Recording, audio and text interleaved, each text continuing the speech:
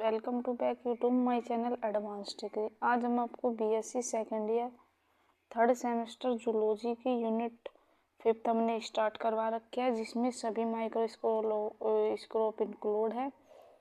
कुछ माइक्रोस्कोप मैंने पढ़ा दिए और आज का जो हमारा टॉपिक है वो है फेज कंस्ट्रक्ट माइक्रोस्कोप, जो कि आपकी यूनिट में इंक्लूड है ये टॉपिक भी। तो चलिए देखते हैं आज का टॉपिक। इससे प्रीवियस वीडियो में मैंने आपको लाइट माइक्रोस्कोप पढ़ाया था, उससे प्रीवियस वीडियो में मैंने कनफोकल माइक्रोस्कोप पढ़ाया था और उससे भी पहली वीडियो में मैंने आपको डार्क फील्ड माइक्रोस्कोप पढ़ाया था, जो कि सभी इम्पोर्टेंट टॉपिक है। और आप मैंने पहले भी 3 यूनिट कंप्लीट करा दिए हैं। तो अगर आप हमारे चैनल पर नए हैं तो हमें लाइक कीजिए, सब्सक्राइब कीजिए और शेयर कीजिए और कमेंट करके बताइए वीडियो कैसा बना। तो फेज कॉन्ट्रैक्ट माइक्रोस्कोप ये क्या है? ये एक साइंटिस्ट थे जो कि सन 1932 में इन्होंने इसे डिस्कवर किया था। तो देखिए यहाँ आपको नाम से ही पता चल रहा होगा, जो फेज होता है वो क्या होता है, लाइट यानी कि सोर्स जो होता है, जो कंस्ट्रक्ट होता है यानी कि डिफरेंस उनमें, और जो माइक्रोस्कोप होता है वो इक्विपमेंट, यानी कि इन चीज़ों से मिलकर। सबसे पहले हमने आपको डिफरेंस बता दिया ये क्या क्या है, किसका नाम क्या है, फेज में क्या चीज़ यूज़ की जाती है, लाइट। हम डिफरेंस को पता करते हैं, इक्विपमेंट का पता करते हैं। अब देखते हैं हमें इसके डिस्कवरी करने की ज़रूरत क्यों पड़ी। जो हमारे बैक्टीरिया होते हैं ना, वह ट्रांसपेरेंट होते हैं, यानी कि मान लीजिए हमारा ये बैक्टीरिया है, तो ये जो बैक्टीरिया है ये हमारा ट्रांसपेरेंट है, यानी कि ये पारदर्शी है। जैसे ये पेन जो आपको दिखाई दे रहा होगा, ये थोड़ा थोड़ा ट्रांसपेरेंट है, यानी कि ये पूरा ब्लू नहीं है। तो कैसा है, ये ट्रांसपेरेंट है, यानी कि इनको देखने के लिए हमें बहुत ज़्यादा दिक्कत होती है। हम इन्हें खुली आंखों से नहीं देख सकते क्योंकि बैक्टीरिया जो होते हैं वो ट्रांसपेरेंट होते हैं।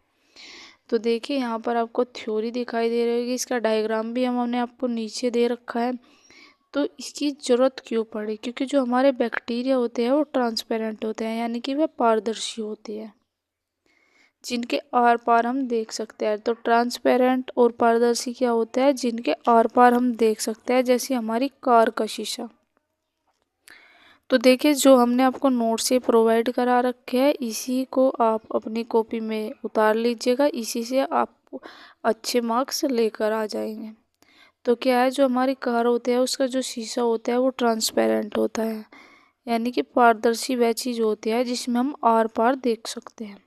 हम बैक्टीरिया को देखने में हम ब्राइट फील्ड माइक्रोस्कोप का यूज़ कर रहे थे। तो हम किसका यूज़ कर रहे थे? पहले बैक्टीरिया को देखने का ब्राइट फील्ड माइक्रोस्कोप का यूज़ कर रहे थे।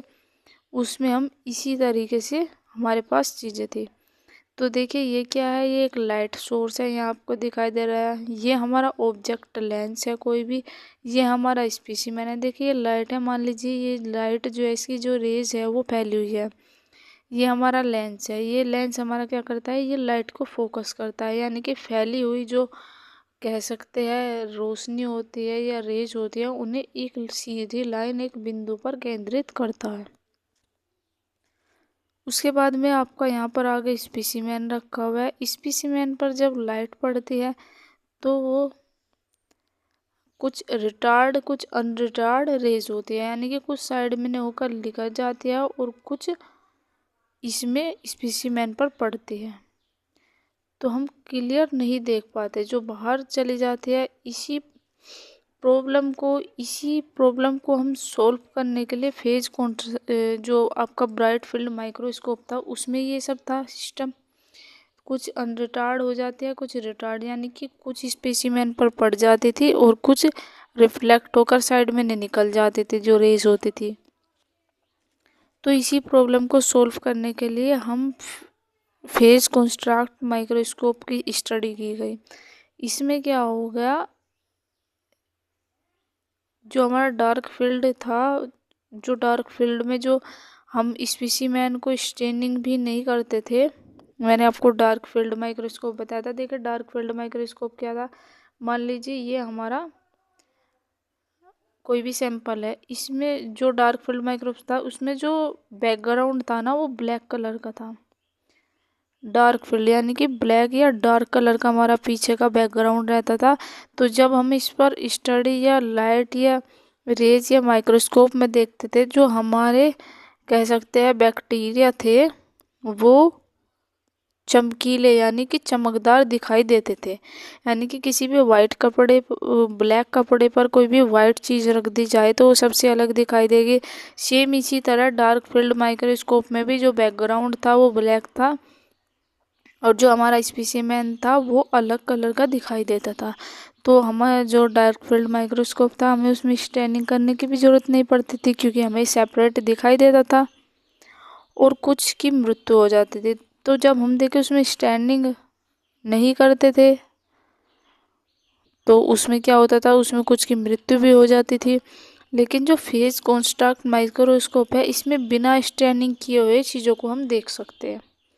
यानी कि उसमें भी एक ये डिसिमिलैरिटी थी कि उसमें हमारा जो स्पेसिमेन होता था जब हम उन्हें बिना स्टेन किए हुए जब हम उसमें डार्क फील्ड माइक्रोस्कोप में देखते थे तो क्या होता था, उसकी मृत्यु हो जाती थी। लेकिन जो फेज कॉन्स्ट्रक्ट माइक्रोस्कोप है इसमें बिना स्टेन किए हुए चीज़ों को हम देख सकते हैं, जो कि हम कॉन्स्ट्रक्ट को घटाकर, तो इसमें फेज कॉन्स्ट्रक्ट माइक्रोस्कोप में बिना स्टेनिंग किए हुए चीज़ों को देख सकता है। यह कॉन्स्ट्रक्ट को घटाकर या बढ़ाकर देख सकते हैं।